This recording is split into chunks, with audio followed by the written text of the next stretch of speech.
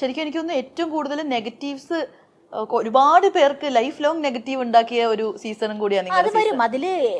ആ ഷോ എന്ന് പറയുന്നത് നല്ലതും ആവാം ചീത്തതും ആവാം, രണ്ടുമായിട്ടാ നിക്കത്. നമ്മൾ വളരെ ശ്രദ്ധിക്കണം. അത് ഭയങ്കര നമുക്കങ്ങ് ഒന്നും ഇല്ലല്ലോ, നമുക്ക് പത്രവും ഇല്ല, സമയവും ഇല്ല, ഒന്നും അറിയില്ല, ഒരു എന്റർടൈൻമെന്റും ഇല്ല. ബിഗ് ബോസ് പറയുന്ന ടാസ്ക് മാത്രമേ ഉള്ളൂ. പിന്നെ ഈ വീട്ടിലിങ്ങനെ ഇരിക്കല്ലേ, നമ്മളിങ്ങനെ നോക്കുമ്പോഴത്തേക്കേ ഈ അതായത് നമ്മൾ ഇപ്പൊ നമ്മുടെ നോർമൽ ലൈഫിലാണെങ്കിൽ നമ്മൾ അങ്ങനെ വഴക്കുണ്ടാക്കാത്ത കുഞ്ഞു കുഞ്ഞു കാര്യങ്ങൾക്ക് അതിനകത്ത് വഴക്ക്, അതെന്തായിരിക്കും ഇതാ? അത് വരും, നമ്മൾ ചൂടായി പോവും. ഇപ്പം ഫോർ എക്സാമ്പിൾ ഇപ്പൊ ഈ വെള്ളം വെച്ചു, ഈ വെള്ളം ഞാൻ കുടിച്ചിവിടെ വെച്ച് കഴിഞ്ഞിട്ട് ഞാനിപ്പോ ആരോടെങ്കിലും സംസാരിച്ചിരിക്കുമ്പോൾ നൂർജഹാൻ വന്നിട്ട് ഈ വെള്ളം കുടിക്കുമ്പോൾ എൻ്റെ ഒരു നല്ല മനസ്സാണെങ്കിൽ ഞാൻ പറയാ മുഴുവൻ കുടിക്കില്ലട്ടാ, ഞാൻ എടുത്ത് വെച്ചതാട്ടെ, വേറെ വെള്ളം ഇല്ല എന്ന് പറയുമ്പോൾ ഓ ശരി കേട്ടോ എന്ന് പറഞ്ഞ് അവിടെ വെക്കും വെള്ളം. വേറെ വെള്ളം ഇല്ലെങ്കിൽ എടുത്ത് പോയി കുടിച്ചോ, എനിക്ക് ദാഹിക്കുന്നത്, ഇയാളുടെ ബോട്ടിൽ മാത്രമല്ലല്ലോ ഇത് എന്നൊക്കെ പറയുമ്പോൾ തുടങ്ങും അവിടെ പ്രശ്നം. മനസ്സിലായി. അപ്പൊ അങ്ങനെ വരും. അങ്ങനെ വരാൻ കാരണം നമ്മുടെ ഓൾറെഡി ഫ്രസ്ട്രേറ്റഡ് ആണ്. അതാ ഭയങ്കര പ്രശ്നം. ഭക്ഷണം ഇല്ല, ഉറക്കമില്ല. അതെ, ടൈം അറിയില്ലല്ലോ. ഇപ്പം അവിടെ രാത്രി 1 മണിയായിരിക്കും ലൈറ്റ് ഓഫ് ചെയ്യുന്നത്. നമുക്കറിയില്ല 1 മണിയാണോന്ന് നമുക്കറിയില്ലല്ലോ. പകല് ഉറങ്ങാതൊക്കെ എങ്ങനെയായിരിക്കും? പകല് നല്ല ഉറക്കം വരും. ഞാനൊക്കെ എങ്ങനെ കള്ളുറക്കം ഉറങ്ങിയിട്ടുണ്ടെന്നറിയോ, ഇങ്ങനെ ഇങ്ങനെ ഇങ്ങനെ ഇങ്ങനെ കണ്ണടച്ചിട്ട് ഇങ്ങനെ കേൾക്കും. മാജിക് കാണിച്ച് ഉറങ്ങാൻ പറ്റുമോ? ഇല്ല. ഈ മാജിക് ഇപ്പൊ നമ്മൾ മാജിക്കിലോട്ട് പറഞ്ഞപ്പോ എന്താ ഇതിന്റെ സീക്രട്ട്? മാജിക് സീക്രട്ട് ഉണ്ടല്ലേ? അത് സീക്രട്ട് തന്നെയാണ്. അതെല്ലാവർക്കും പഠിക്കാൻ പറ്റുമോ? പഠിക്കാൻ എല്ലാവർക്കും പറ്റും. പക്ഷെ ആ സീക്രട്ട് പിന്നീട് ആരും അത് പൊട്ടിക്കരുത്. ആ സീക്രട്ട് ആരും പൊട്ടിക്കാൻ പാടില്ല. ഒരു മജീഷ്യൻസ് പോലും അത് വെളിയിൽ പറയല്ല. അത് പോയി. മാജിക്കിന്റെ രഹസ്യം അറിഞ്ഞു കഴിഞ്ഞാൽ പിന്നെ അത് ഒന്നുമല്ല. നമുക്ക് ഇപ്പൊ ഇവിടെ ഇരിക്കുന്ന എന്തെങ്കിലും വെച്ചിട്ട് ഒരു കുഞ്ഞു സംഭവം ചെയ്യാൻ പറ്റുമോ? ഇവിടെ വെച്ചിട്ട് എന്താ? ഈ ഒരു ബോട്ടിൽ വെച്ചിട്ടോ? ഈ ബോട്ടിൽ വെച്ചിട്ട് അല്ല, ഈ ബോട്ടില് ഇതിപ്പോ ഒരു ബോട്ടിലാണ്. ഞാൻ നോക്കട്ടെ എനിക്ക് ഡീകോഡ് ചെയ്യാൻ പറ്റുമോന്ന്. ഇതൊരു ബോട്ടിലാണ്. ഈ ബോട്ടിൽ ഇത്രയല്ലേ വെള്ളമുള്ളൂ. ഈ വെള്ളം കുറക്കാൻ വേണമെങ്കിൽ നമുക്ക് വിചാരിച്ചാൽ കുറക്കാം, കൂട്ടണമെങ്കിൽ നമുക്ക് കൂട്ടാം.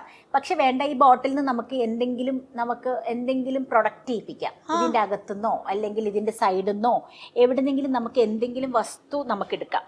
അപ്പൊ നമ്മളിങ്ങനെ കയ്യിലിങ്ങനെ പിടിച്ചിരിക്കല്ലേ, 1 2 3 കയ്യിൽ പിടിച്ചിരിക്കില്ലേ? എന്റെ കൈ ശ്രദ്ധിച്ച് നോക്കണേ. 1 2 3 ഈ കൈ ഞാൻ എടുത്തിട്ട് ഇങ്ങനെ വെച്ചു. ഇപ്പം ഒന്നുമില്ലല്ലോ. ഉറപ്പല്ലേ? ഇനി എന്റെ ഈ ബോട്ടിൽ എടുത്തു കഴിഞ്ഞാൽ ഇതിന്റെ അകത്ത് കൈയടക്കെന്ന് പറയും. ഈ ബോട്ടിലിന്റെ അടിയിൽ ഒരു സാധനം ഉണ്ടാവും. എടുത്തു നോക്കിക്കോ. കണ്ടോ? മോതിരം. ഹാൻഡ് ട്രിക്സ് ആണ്. അതെവിടുന്നോ അതെങ്ങനെ നമ്മുടെ കണ്ണുപിടിച്ച് സാധനം വന്നവിടെ. അപ്പൊ അതാണ് ഹാൻഡ് ട്രിക്സ് എന്ന് പറയുന്നത്. അപ്പം ഞാൻ ആ മോതിരം ഇവിടുന്ന് ഊരി ഇവിടെ വെച്ചതൊന്നും കണ്ടില്ലല്ലോ. ഇല്ല, ഞാൻ ഇങ്ങനെ നോക്കിക്കൊണ്ടിരിക്കും, അതൊന്നും കാണാൻ പറ്റുന്നില്ല. ഇതിന്റെ ബേസിക് മുതല് വാപ്പിച്ച തന്നെ പഠിപ്പിച്ചത്? കൊച്ചിലെ മുതൽ ഇൻട്രസ്റ്റ് ആയിരുന്നു, ഇങ്ങനെ പുറകെ നടക്കായിരുന്നു എനിക്ക് പഠിപ്പിച്ചത്? ഇല്ല, മാജിക് പഠിക്കണം എന്നൊരു ആഗ്രഹം ഇല്ലാത്ത ഒരാളായിരുന്നു ഞാൻ. ശരിക്കും മാജിക് ഉപ്പച്ചിയുടെ കൂടെ പോകുമ്പോ അസിസ്റ്റന്റ് ആയിരുന്നു മാജിക്കിന്റെ. ഞാൻ ഉപ്പച്ചി മമ്മിയൊക്കെ. അപ്പൊ അങ്ങനെ നമ്മുടെ വയറ്റിപ്പഴപ്പായതുകൊണ്ട് കൂടെ അങ്ങനെ പോയി ചെയ്യാന്നല്ലാതെ ഇങ്ങനെയൊക്കെയുള്ള സമയങ്ങളിൽ ചെറിയ ഐറ്റംസ് ഒക്കെ എന്തെങ്കിലുമൊക്കെ പഠിക്കാൻ വേണ്ടി ഉപ്പച്ചി പഠിപ്പിച്ചു തരും. ഉപ്പച്ചി പഠിച്ചു കഴിഞ്ഞാൽ പിന്നെ ഞങ്ങളുടെ വീടിന്റെ തൊട്ടടുത്തൊരു തമ്മനം അബ്ദുള്ള എന്ന് പറഞ്ഞ ഒരാളുണ്ട്. ഒരു മാജിക് പ്രൊഡക്റ്റ് ഒക്കെ വിൽക്കുന്ന ഒരാളാണ്. പുള്ളിയാണ് സാധനങ്ങളൊക്കെ തരും, എക്യുപ്മെന്റ്സ് ഒക്കെ തരും. അങ്ങനെ മാജിക്. അതെ.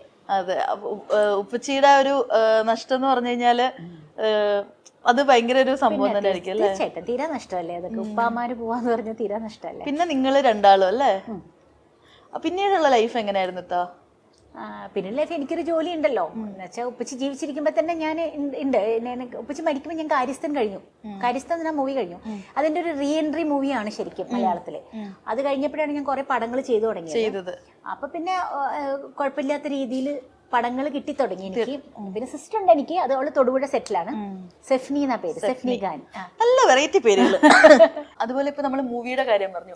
യൂഷ്വലി ഈ ഒരു സീരിയലില് ആക്ട് ചെയ്തവര് അധികം നമ്മൾ സിനിമയില് കാണുന്നത് കുറവായിരിക്കും. അതുപോലെ സിനിമ ചെയ്യുന്നവര് സീരിയലില് കുറവായിരിക്കും. ഇത്തവണ കേസ് നോക്കുകയാണെങ്കിൽ സിനിമയിലുണ്ട് സീരിയലിലുണ്ട്. സീരിയലിൽ ഇപ്പൊ കുറെ ഞാൻ ചെയ്തിട്ട് സീരിയലും ചെയ്തിട്ടുണ്ട്. രണ്ടും ഉണ്ട്. രണ്ടും ഉണ്ട്. ആ സമയത്ത് സിനിമ കുറവായിരുന്നു. കൊല്ലത്തിൽ ഒരു 1-2 പടങ്ങളൊക്കെ ഉണ്ടായിരുന്നുള്ളൂ. അപ്പൊ ശരിക്കും എന്താ അതിന്റെ റീസൺ? അത് സിനിമ സീരിയല് അങ്ങനെ അങ്ങനെ റീസൺ എന്ന് പറയാനൊന്നുമില്ല.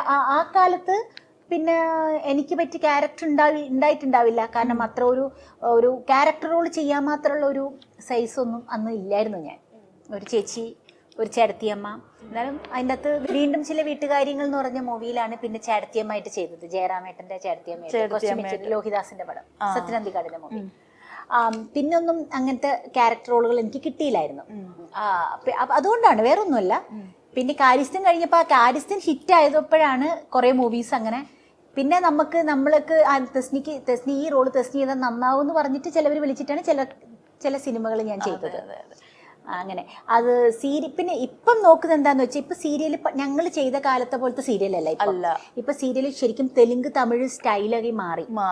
ഒരു അപൂർവം ചില സീരിയൽ മാത്രമേ ഉള്ളൂ ഒരു എന്താ പറയാ നാച്ചുറൽ ഫീൽ ചെയ്യുന്ന.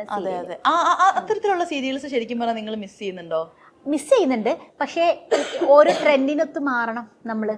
കാരണം ഇപ്പം ആൾക്കാർക്ക് ഇഷ്ടം സാരിയും ഓർണമെന്റ്സും ഒക്കെ കാണാനാണ്. ഒരു എപ്പിസോഡിൽ ആ ആർട്ടിസ്റ്റ് എത്ര സാരി ഉടുത്ത് ഏത് തരം കമ്മലിട്ട് അതാണ് അവര് വീട്ടമ്മമാർ പോയി ഷോപ്പ് ചെയ്യുന്നത്. മനസ്സിലായി. പണ്ട് അങ്ങനെയൊന്നും ഇല്ല. പണ്ടൊരു ചെറിയ ഞങ്ങളൊക്കെ കാലത്ത് ഒരു പഴഞ്ചൻ സാരിയൊക്കെ തരാറുള്ളൂ. പണ്ട് എന്റെ ഉമ്മിയൊക്കെ പറയാറുണ്ട് ബീനാന്റണിക്ക് എത്ര സാരി ഉണ്ടെന്ന് അറിയാം. അതൊക്കെ പണ്ട് വനിതയിലൊക്കെ വരുന്നുണ്ടായിരുന്നു. ഇഷ്ടംപോലെ ഇതിന്റെ സീരിയൽസിന്റെ കോസ്റ്റ്യൂം സീരിയലിന്റെ കോസ്റ്റ്യൂം നമ്മൾ അത് ഈ സീരിയലിന് കിട്ടുന്ന ഇൻകത്തുനിന്നാണ് വാങ്ങിക്കുന്നത്. അതൊക്കെ വളരെ വളരെ നഷ്ടമാണ്. ശരിക്കും പറഞ്ഞാൽ കിട്ടുന്നതിന്റെ ഒരു ഹാഫ് നിങ്ങൾ ഈ പറയുന്ന പോലെ. ഞാൻ പണ്ട് സ്വരരാഗം എന്ന് പറഞ്ഞൊരു സീരിയൽ ചെയ്തു നമ്മുടെ ഏഷ്യാനെറ്റില്. അതിൽ ഞാനൊരു ബ്രാഹ്മൺ ലേഡി ആയിട്ടാണ് അഭിനയിക്കുന്നത്. ആ ബ്രാഹ്മൺസ് എന്ന് പറയുമ്പോൾ ബ്രാഹ്മൺസ് കഥാപാത്രം കിട്ടുമ്പോൾ നമ്മൾ ബ്രാഹ്മൺസിന്റേതായ സ്റ്റൈൽ സാരികൾ വാങ്ങിക്കണം. ചുങ്കിടി മോഡൽ, ചെക്ക്, ചെറിയ പട്ടല്ല, ഞങ്ങള് സാധാ കുടുംബമാണ്. പട്ടുസാരിയല്ല. ബിന്ദു പണിക്കരാണ് അമ്മ, ഞാൻ മൂത്ത മോള് കല്യാണി, എന്റെ ഇളയത് രശ്മി സോമൻ, മൂന്നാമത്തെ സുജാ കാർത്തിക. ഞങ്ങൾ 3 പെൺകുട്ടികളാ. നല്ല സീരിയലായിരുന്നു അത്. അപ്പൊ മൂത്ത കുട്ടി എന്ന നിലയിൽ ഞാൻ കുറച്ച് എന്നാലും മുല്ലപ്പ് വയ്ക്കും, മൂക്കുത്തി ഉണ്ടാവും, പൊട്ടൊക്കെ തൊട്ട് ആ ബ്രാഹ്മൺ സ്റ്റൈൽ തന്നെ ആയിരിക്കും.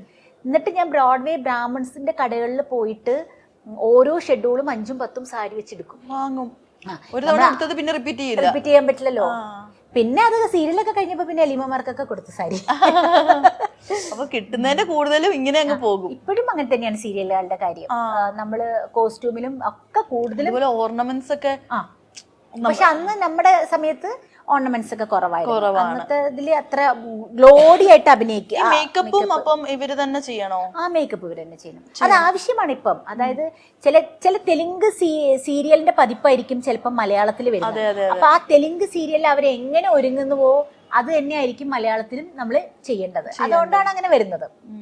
അല്ലാതെ ഇവരെ സ്വന്തം ഇഷ്ടത്തിന് വാരി വലിച്ച് ഒരുങ്ങുന്നല്ല. ഏറ്റവും കൂടുതൽ ഇതിനെ കുറിച്ച് വരുന്നൊരു നമ്മുടെ നാട്ടിലൊക്കെ പറയുന്നത് വെച്ച് കഴിഞ്ഞാല് അടുക്കളയിൽ കുക്ക് ചെയ്യുമ്പോഴും മറ്റേ മാലയും. പക്ഷെ അല്ല, അപ്പൊ നിങ്ങൾ ഹിന്ദി സീരിയലും തെലുങ്ക് സീരിയലും അവിടുത്തെ നമ്മുടെ ഓഡിയൻസിനാണല്ലോ ഇത്രയും കൂടെ ഇങ്ങനെ അബ്നോർമൽ ആയിട്ട് കാര്യങ്ങൾ ഇവരെ ഉറങ്ങുമ്പോ ഇങ്ങനെ.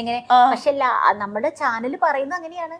അവിടെ എങ്ങനെയാണോ അതുപോലെയാണ് ഇവിടെ. പക്ഷെ ഇപ്പൊ അത് ട്രെൻഡായി മാറി. അതിപ്പോ ഒരുപാട് പേര് ഇപ്പം സീരിയൽ കാണാൻ കാത്തിക്കുന്നത് എന്താ, അയ്യോ അവർ ഇന്ന് ഈ എപ്പിസോഡ് എന്തായിരിക്കും. അതാണ് അവർക്ക് നല്ല പേരാ. കാരണം ഈ സീരിയലുകാരാണ് എന്നും വീട്ടിൽ വരുന്നത്. ഒരു ട്രെൻഡൊക്കെ നിങ്ങൾ തന്നെ സെറ്റ് ചെയ്യില്ല. ഞാൻ പിന്നെ മറ്റേ എന്താ നമ്മുടെ ചന്ദനമഴയ്ക്ക് അതിൽ കന്യ ചേച്ചിയൊക്കെ ഓരോരോ ട്രെൻഡ് സെറ്റർ ആയിട്ട് ഓരോ ബ്ലൗസ്, ഡിഫറെന്റ് ബ്ലൗസ്, ഓരോ ഡിഫറെന്റ് സാധനങ്ങളൊക്കെ ഇറക്കുന്നുണ്ട്. അതൊക്കെ നോക്കിയിട്ടല്ലേ നമ്മൾ സാധാരണക്കാർ കല്യാണത്തിനൊക്കെ പോകുമ്പോഴുന്നത്. അതെ. കുറ്റം പറയാൻ പറ്റില്ല. ഓരോ കാലഘട്ടം മാറുന്നതിനനുസരിച്ചിട്ട് കാലം മാറുന്നതനുസരിച്ച് കോലം മാറിയില്ലേ, അങ്ങനെയാവുന്നതാണ്. അതുകൊണ്ട് അതൊരു തെറ്റായിട്ട് എനിക്ക് തോന്നിയിട്ടില്ല. പക്ഷെ നാച്ചുറൽ ആയിട്ട് ചില സിനിമകളില്, സിനിമ എന്ന് വെച്ചാൽ ഒരു ലൈവ് ബിഹേവിംഗ് ആണ്, അഭിനയമല്ല. സിനിമ നാച്ചുറാലിറ്റി ഉള്ളതാ സംഭവമാണ്. അവിടെ ഇത് പറ്റില്ല. അവിടെ എപ്പോഴും സ്ട്രിക്റ്റ് ആണ്. ഒരു കാതില് പോലും സെക്കൻഡ് സ്റ്റെഡ് പോലും ഊരിക്കളയും. നമുക്കൊന്നും കുത്താൻ പോലും പറ്റില്ല. അതാണ്.